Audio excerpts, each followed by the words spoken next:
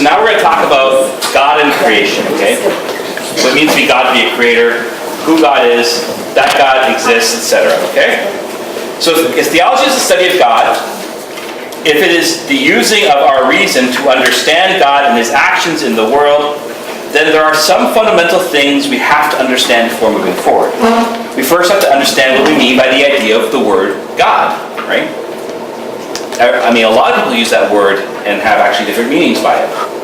Secondly, we need to understand the space, if you will, in which God acts and creates, namely His creation. Finally, since theology is an act of the rational mind of man, it's to follow them, we also have to understand who man is as well, which we'll get into tomorrow. God, creation, and man are absolutely essential categories to kind of at least get a concept of at the beginning before we can talk about what is revealed to us in the Christian faith. So a principle to take to heart at the beginning is that since God is the creator, God will never create anything that He can't interact with, okay? So if God's the creator of everything, He will never create something that He can't interact with. Thus, nature then, in essence, is actually not opposed to God. Though we obviously are aware of things like the existence of sin, right? Sin is obviously a fact of opposition to God. But when God enters the work of His creation, there's actually a mutuality at play, not a competition. See, so often people, again, like that Lex Luthor clip, people see God and the world in competition with each other. There's a billion reasons why that's the case. But, or to use a more technical phrase that Bishop Barron likes to use, he likes to talk about God and creation are non-competitive, the non-competitive nature of God. Okay? If this world is created by Him, it's not in its nature opposed to Him. Sin opposes Him. In its nature, it's not opposed to Him. Okay? Now, we do see competition, right? This is the result of sin. But God and creation are meant to be in harmony with each other. So, just always keep that in mind. God and creation are not in competition with each other. So to talk about God, we must ask, actually, I'd say the first fundamental question to ask is, because if it's not true, then we can all just leave. Does God exist? Right? If He doesn't exist, then what's the point of being here? Right? Because if the answer is no, like I said, we can just quit and go home. But if the answer is yes, then that yes has consequences for us, regardless of where one stands on the question of who God is. Does God exist and who God is are two different questions. So one of the most important, I'd say one of the most, it's a question that's always plagued everyone. I remember actually watching a conversion testimony of a Buddhist, and what made him become Catholic in the end, and away from Buddhism, he asked himself the question, why is there something rather than nothing? Because for Buddhism, the idea is everything is one. If you reach the perfect state of nirvana, you're kind of, yourself is annihilated because you're in a complete, everything is completely unified. There is no individuality in Buddhism in the end.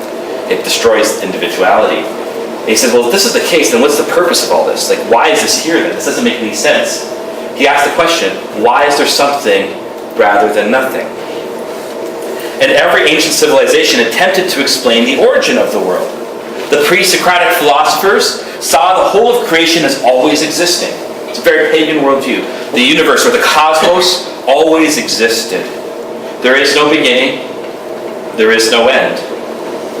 Others saw the earth as the result of kind of like the four elements, right? Earth, wind, water, and fire. Still others saw creation as the result of the warring of the gods. Now it is true that Aristotle does make arguments for something like an unmoved mover, that is a first principle, but it actually, and I'm not going to get into it too much, but it actually falls a little short of what we would believe God to be. And this is important to keep in mind when you're reading the Old Testament. We've been raised in monotheism. This was not the case in the Old Testament. Over and over again, God warns Israel to be wary of other cultures.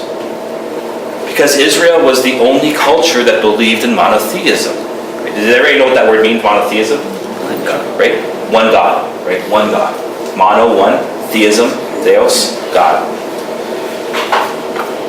And even that, even there, it took Israel time to understand that it was really just for, some Israelites kind of, okay, there's the other gods, but our God is the greatest, and he can destroy all the other gods. But there was a struggle with the polytheism, right? So poly means many, right? So polytheism of the other cultures. So this is why God was warning them about not interacting or intermingling too much with the other cultures. Because he knew that being immersed in those other cultures, they would lose their monotheistic belief in God. A survey of the Old Testament shows how over and over again, even the Israelites, despite all that God has done for them, would fall back into a pagan idea of God. What happens after they've been released from Egypt? They build a calf, right? It's there from the beginning, and this is part of, it's also kind of, there's a spiritual meaning behind that too, right? That this is what we do too. We know what God has done for us, and yet we fall back into our own idols of our own sin. So again, for the Israelites, their God might be the most powerful, but he's still one God among many. He's kind of the creator of them, maybe, but that's, not saying that that's what's revealed, but that's how Israel's trying to come to grips with the idea of a monotheistic God.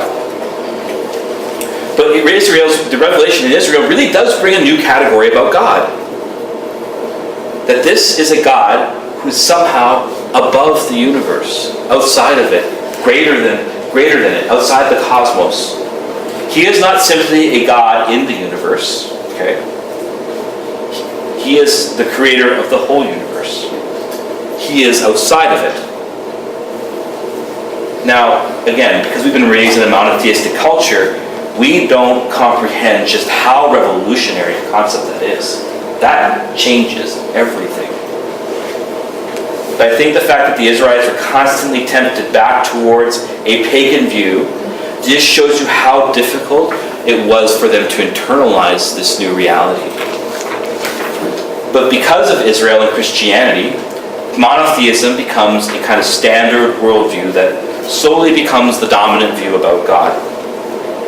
Paganism has been destroyed as a reasonable option. Some people, there's little trends to resurface old paganism, but it's like a dilettantism, right? It's just like, it's really not out of reasonableness. It's more of it sounds like a cool, fun, it's kind of like role-playing for them in a way. It's like LARPing, right? Live action role-playing. It's this weird thing, but it's not really a reasonable option. And so paganism's been destroyed, and atheism has still yet to answer the burden of proof that is placed upon its claim, which is it's actually impossible to prove the non-existence of God. It's logically impossible. You can't prove the non-existence of it. So they can't prove this. And not only that, the weight of the philosophical and theological tradition definitely weighs on the theistic side. Yet despite the predominance of monotheism in the world, in the West, the reality of God is becoming less tangible for people, right? For many, they will declare themselves agnostic. So agnostic means, we talked about Gnosticism earlier. The reason is the Greek word there, gnosis, knowledge, okay? A is always like a negative statement. So agnostic, I don't have a knowledge about God. The furthest they'll say is maybe God is good and that he exists, but that's it. It's as far as they go, right? Or atheism, right? It's a negative of theism. These are all theological worldviews, by the way. Even atheism is a theological worldview. But for many, it is an excuse often. See, this is the one thing in my past experience, I've started to realize more and more. We need reasonable arguments, absolutely. But a lot of the problems, at least today, are problems of the will. I don't want this. I don't want to change my life, so I don't want God in my life, essentially. So a lot of times, not always, but for a lot of people, their position around God often becomes an excuse to not actually want to have to change their life. So while the West is in fact less rational than it claims to be, I would say,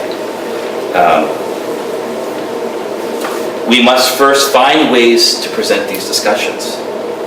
Furthermore, these arguments, I think, like at least at the very least, so I've had it happen where I've sat down with people and I'll give them an argument for the existence of God. It doesn't make a change in their life. We have to be, and that's because actually people are not as rational as they say they are. Okay? And again, it's a problem with the will. But at the very least, I find these arguments at least help shore up our own faith. Right? They help bolster it to say, what I'm doing is not unreasonable. It's actually in accord with reason. So I want to present, there are a lot of arguments in the tradition about how God exists, but I want to present two. One is known as the argument from causation. Okay? The other is Pascal's wager. And the reason I like Pascal's wager is it deals with the problem of the will. It deals with the problem of the will. Like I said, there's many more, but I think these are your two most. You have to choose, and you have to kind of make a choice, and I like these two a lot. So let's talk about the argument from causation, or the arguments from contingency. So something's contingent means it depends on something else, right? This podium is contingent on the floor remaining there to hold it up, right? It depends on the floor. That's what we mean when we use the word contingent, okay? It depends on something. So to put the argument simply, and it is a little simple, but this way, it goes as follows. Everything that exists needs a cause in order to exist. Kids need parents. A ball in the air needs someone to throw it. A podium needs someone to have built it, etc. Okay? Now, a series of causes cannot go on infinitely in order to be nor can it be its own cause at the beginning. So therefore, a first cause, what we call God, must exist. Okay, so that's the summation of it. But the key to the argument is not just that often the way it's presented, it's even a way I kind of present it in a way, it's like if you have like a bunch of dominoes, right? The way it's often presented, it's like the first domino. It's actually not quite what the argument says. We're going to get into that here in a second. It's not like God is winding up the clock and just of the universe, like pressing the start button on the universe, like he hits the Big Bang button and then walks away. Okay. When we say a first cause, another way to look at it is as a prime cause. They mean similar things, but that whatever exists is always and already being upheld by God in existence. So everything in the universe is upheld by God. Without God right now upholding the universe, we would cease to be. Everything would be annihilated. Everything would be annihilated. So, again, so it's this idea that, and I'm going to show a video here in a second about this, but it's not to say that God is just like the first domino in a row of dominoes. But because of God, the dominoes are there. Like without God, the dominoes can't even be there. Does that make? This illustration will help in a second to help it. God is not really just the one who pushes over the dominoes, in fact, but he is also the one who brings into being the whole order of these causes. This means he is not a part of the causes of the universe, but fully outside it. So before I show this video, just a little. This is the universe. Isn't it beautiful?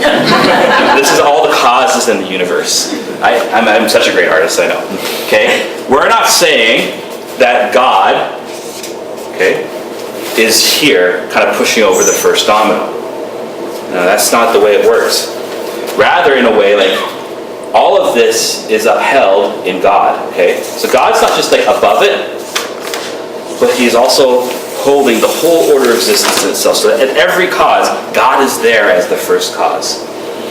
So it's not a first cause in an order of sequence. It's a first cause in order of dependence. Okay? Now, I know this is abstract. So I found, this is a very interesting video I found. I like Twitter a lot. That's my social media of choice. And last year, there was a high school that the video was going viral. They're trying to get Bishop Barron's attention.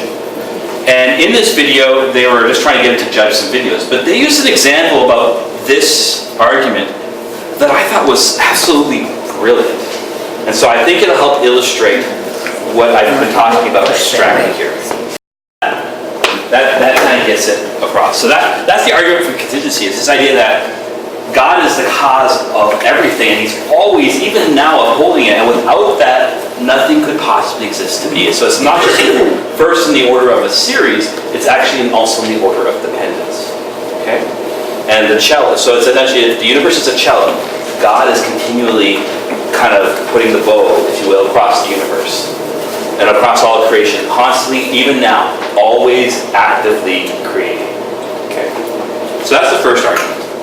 Can't, and like I said, we have, there are sometimes objections, like, okay, how can't there be an infinite series? Well, by the way, Thomas Aquinas says, well, it's irrational, so like, why are you even asking that? Don't ask an irrational question. That's a dumb question. Stop it.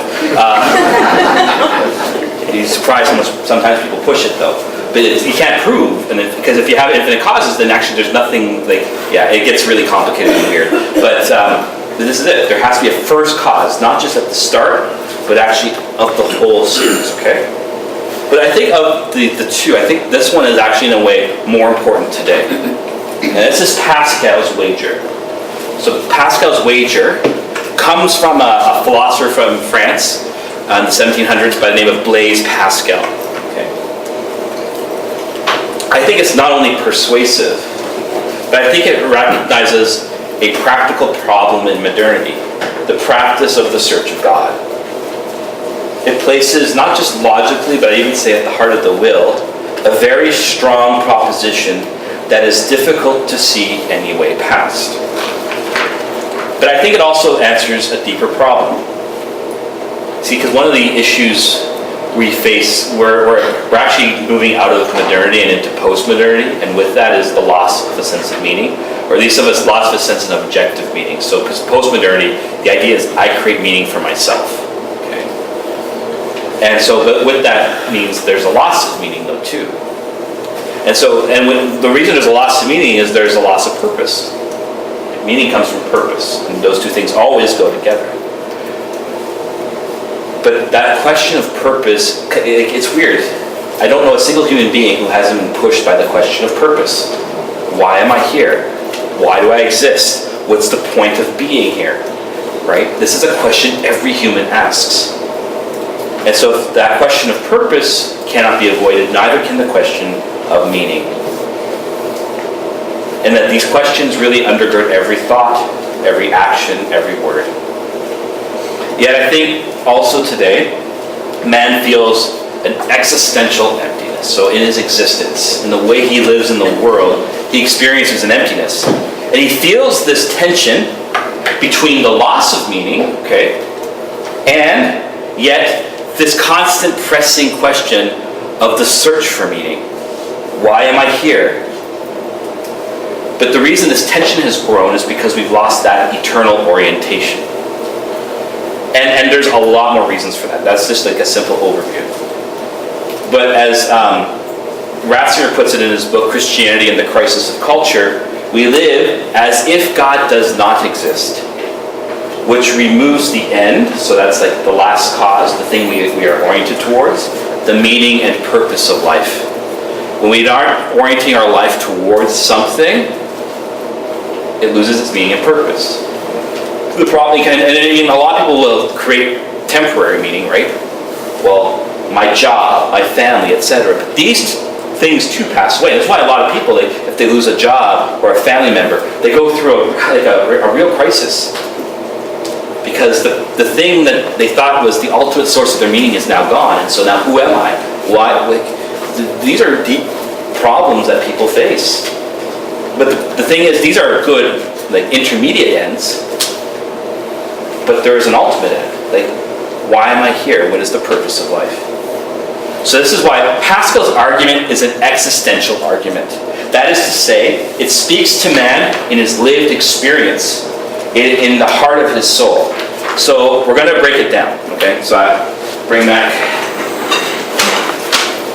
some of my great art skills.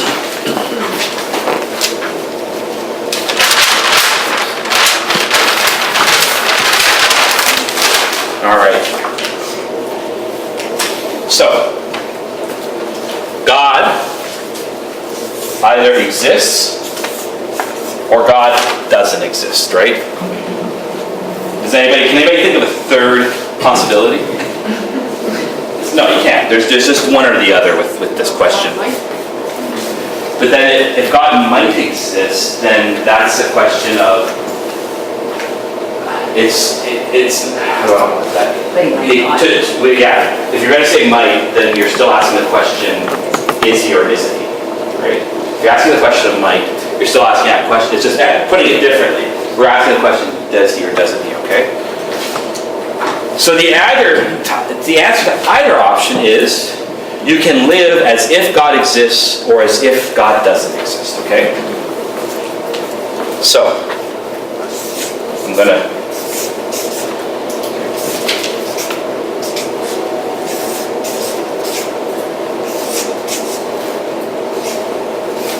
So the line through it just means God doesn't exist. So the little L at the top just means to live as if God exists. So God exists, and I can either live as if he exists, or I can live as if he doesn't exist. Or, if he doesn't exist, like these are the only two options of life. I can live for God, or I can live away from God.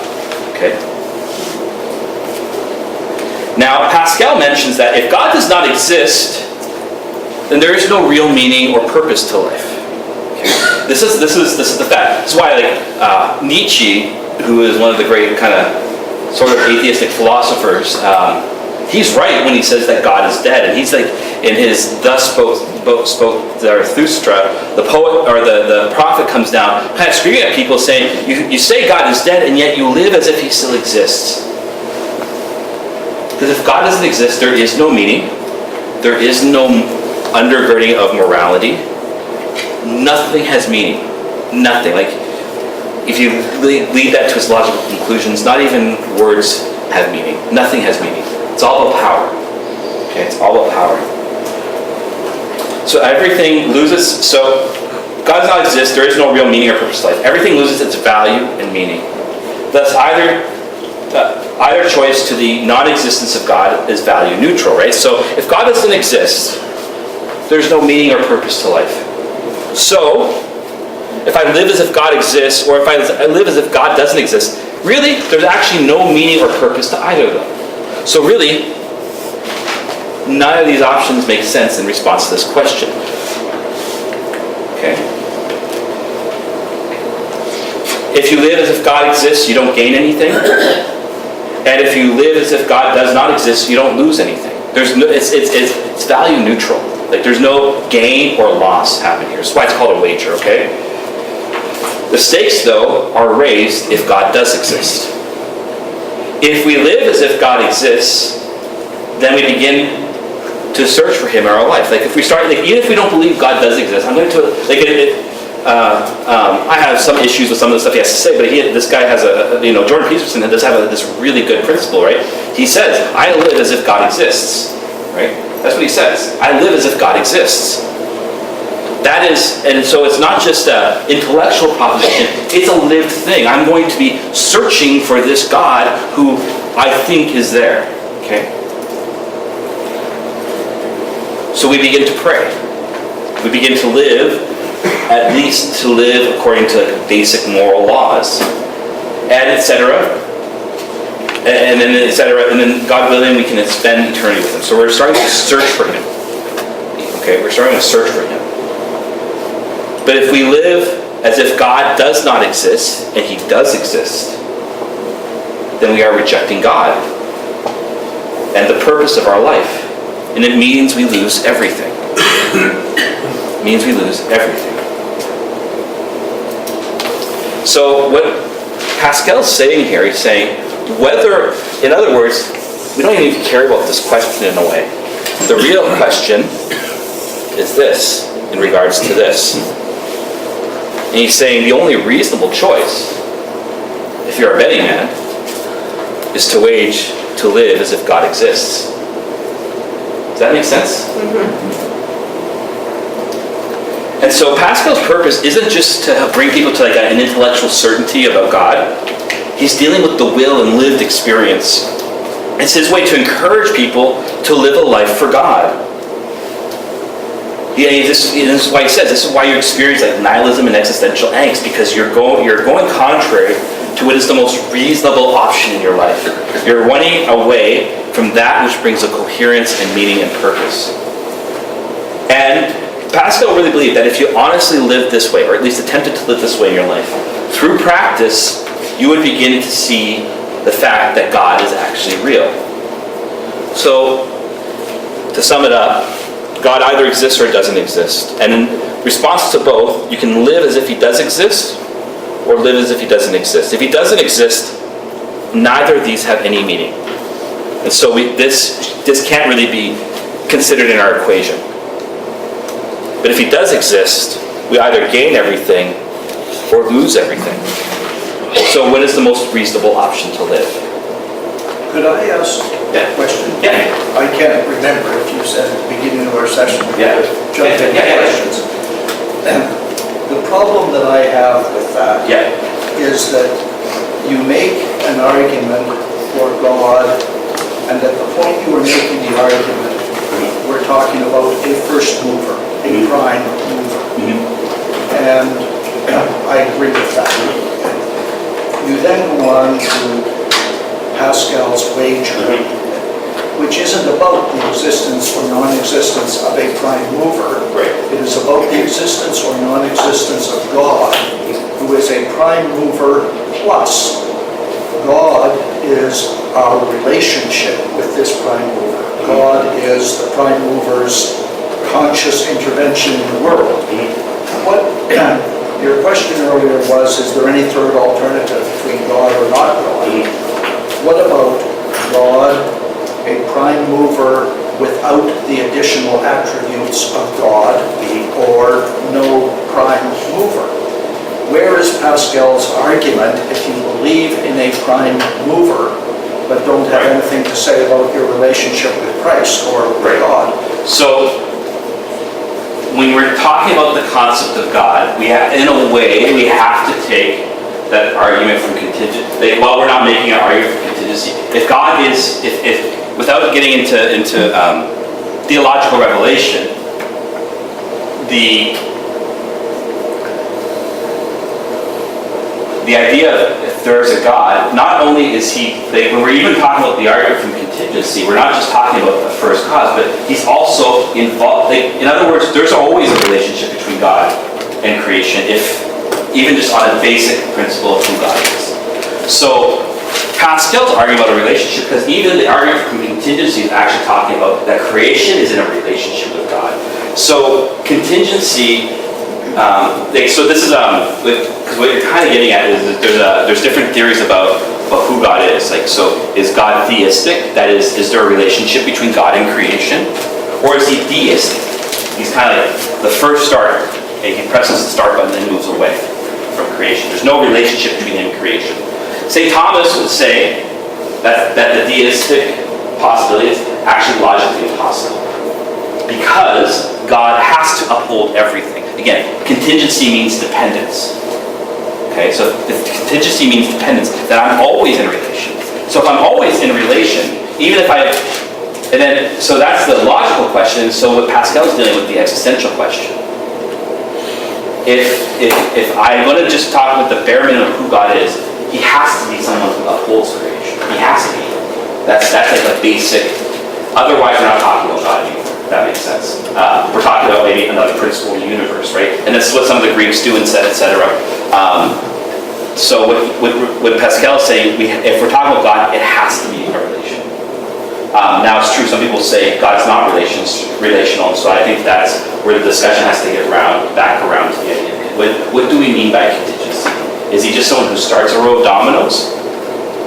But then how are those dominoes stay in existence if God's not involved in that?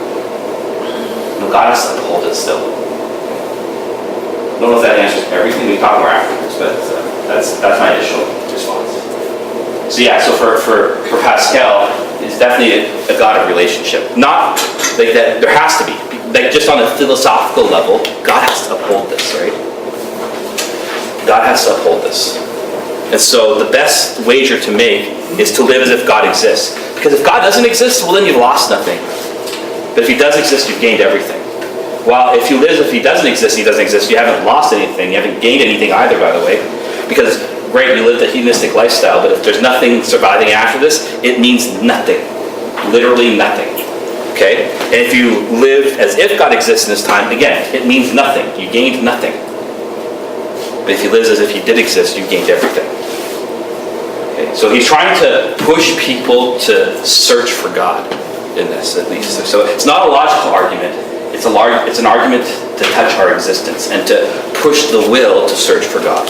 Okay? So the above just barely scratches the surface of the problem of the existence of God,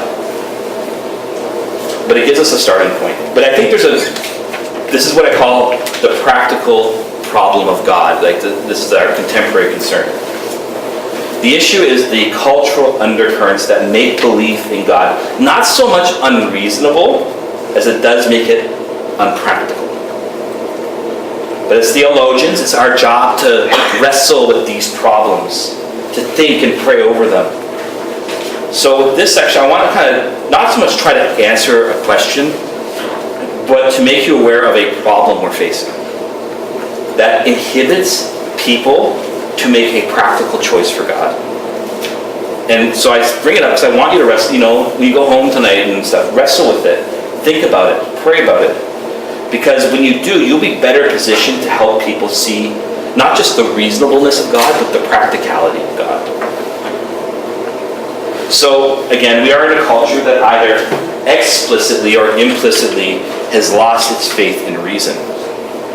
Again, we use the language of reason and logic, but deep down, we're in a culture that prefers power over truth. Thus, those things are held onto, we only hold on to those things in which we can exercise power, rather than seek what is true and good.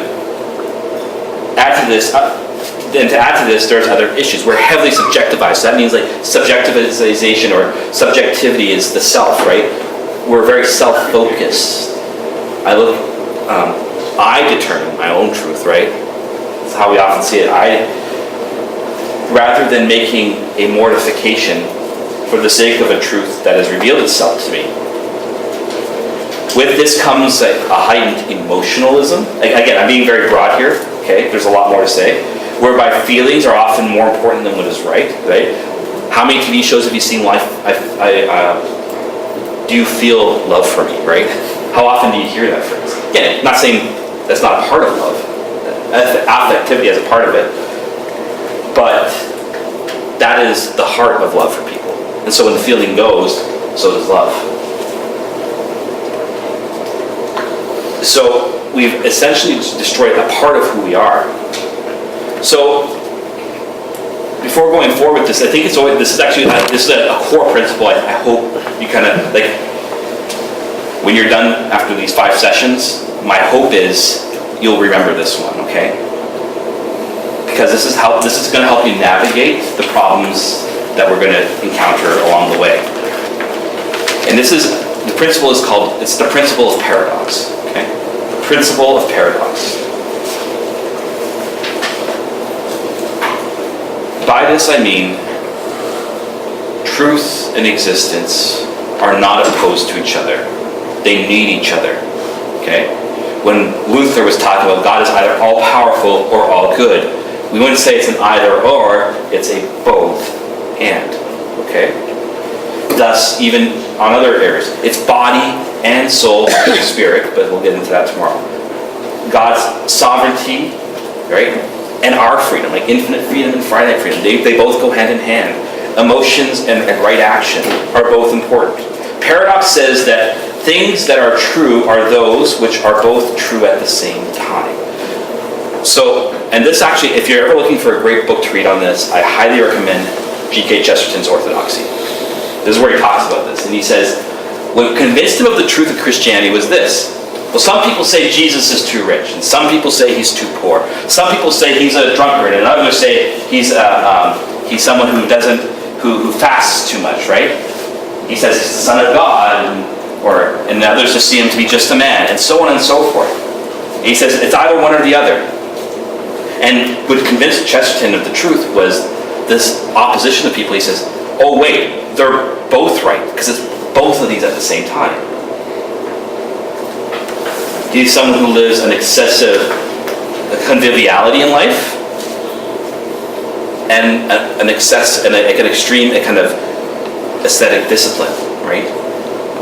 He has great mercy, but also harsh, like sometimes even like a harsh anger or judgment. He has a seriousness to his ministry, but also a joy and a mirth. It's both these things at the same time. And this is because this is the heart of Christian truth.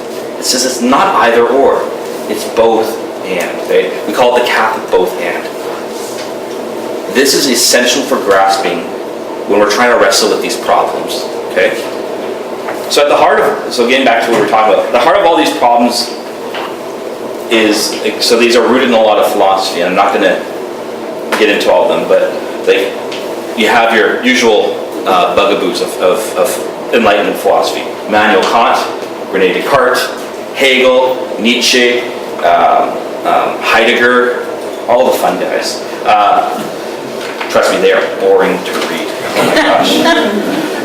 But they're important. Oh my, like, a lot of it comes from their writing, and where we're at today comes from that. But I want to propose Kant here for a second. So this is a little philosophically heavy, so I understand it might go past some of you, but just kind of bear with me. So for Kant, he argues that only the things that are observable are able to be rationally known. Only things I can see with my senses. But while things like the soul or God, etc., he doesn't deny those things, but he says they can't be subject to reason because they're not observable. But what this did is it slowly planted a seed in Western culture. That God is, because God is not something rational, that means it's not something communicable between people, and so it becomes something private. Belief and faith in God becomes something private that has no social consequences, right? Well, that's great, you believe that, that's great. Well, I believe this, and that's great too. Because it can't be proven through observable testing. And the third thing is that belief in God, it then just becomes a personal choice that has no real effect on my humanity. Because it's not rational. It doesn't really bring a real meaning. It's like a hobby, essentially. Faith becomes a hobby in this, okay? That's very simplistic, but that's kind of the essence of what and he didn't mean to do this, by the way, okay? He didn't mean to do this, but this is the logic of his thought taking form in the history of thought. So let's fast forward to today. Today, then, God is seen as private, right? God is seen as one private, irrational, right? Faith is not something of reason, and impractical. How many people will say, again, well, that's your choice, or I believe in God, but I don't believe in God, but that's essentially it's a lifestyle choice, right? Faith is a lifestyle choice. People might be comfortable with the idea of God, and many people, I said, still profess some vague belief in something greater than this world. But belief, again, in God is seen as something private, individualized, and often people will conform their image of God according to what they think God should be, rather than, well, that doesn't sound like God, they'll say, rather than what he reveals himself to be. This is kind of leading to the part of the problem, the practical problem. We do not see the need to live as if God exists, right? So this is getting back to Pascal a little bit. We can accept intellectually the existence of God, but we are culturally predisposed to not allow this seep into every sinew of our lives. The other influence in this regard is our mode of being. So our cultural orientation, is not towards this, right? We do not live, and not only that, we're highly individualized. We don't live in this corporate sense of our humanity. And so the idea and meaning of the existence of God It's very hard to live in all this. So what I'm saying all this is for a reason, is there is a severe barrier, culturally, intellectually, practically, and morally to the reality of God. This is one of the fundamental things we're battling against. And no one is oriented culturally to see God as real and practical, and someone who brings about an effective change in their lives. And we do not believe also in truth, right? We often only accept truths that adjust to our worldview, rather than, again, allowing ourselves to be kind of to enter into a kind of a mortification for the truth. Now, there are answers and methods to overcoming these barriers, but it requires on the part of Christians a deeper love, a greater rationality, a deep patience to enter into the world of others in order to show them the way to life in God. So, what I'm trying to get at with all this is people don't allow idea and action to come together. So they see faith or belief, even, those are two different things. Belief and faith as this, again, it's like a lifestyle choice. Not even a lifestyle choice. Like it's like an intellectual accoutrement or something like that. It's like, oh, yes, I like to believe in God, and I like to so I can discuss these things or whatever. But it doesn't actually orient their lives. And there is a lot of, the reason I don't want to give an answer is that would be like 2 lectures in itself. But B, I think it's important to be aware of this so we can start to wrestle with ourselves. Because it means, like I said, for the Christian, it means developing a heart of love that says, I'm willing to enter into your condition. I'm willing to know your worldview. I want to know what's at your heart. So that, because even, like I said earlier, right? Even atheism is a theological worldview. It's a bad one, but it's a theological worldview. And every position someone takes, even if it looks largely bad, there's always going to be a kernel of goodness or truth or beauty in it. Always. And that's what we need to grab onto to start to lead them to see that this idea of God is not just an intellectual notion, but because even by the basis of what we talk about with contingency, it's a relationship. It requires a relationship to enter into. And that by knowing the cause of my existence, I know the purpose of my life, and that person can know it too. But they're going to have these barriers. They're going to have this practical problem. And it's a problem not so much of the intellect, as I said, it's a problem of the will. This is why, I'm giving a lecture in a few weeks on apologetics, and this is one of my central kind of beefs with a lot of modern apologetics, is it tries to essentially beat people into submission about the truth. But the Christian approach is actually not to beat them into submission, but to say, what is the good there that I can lead you to the truth? That I can help kind of unbind your will to see that, wait, living for this God is actually what brings life and fulfillment and meaning and purpose, and that your whole being is oriented towards Him. But that means a listening that is hard for us to do, and a deep, deep patience. Like something Bishop Barron likes to talk a lot about is, if you want to actually engage with the culture, you need to know what it's saying, and you know what it's saying through television, movies, newspapers, media, everything. You need to enter into that world. But the dangerous thing is, it's also so all-consuming, it can consume us too. This is why I said earlier, theology has to be rooted in prayer. We need that sustained relationship, because sometimes we'll be proposed with a question we may not know how to answer in the moment.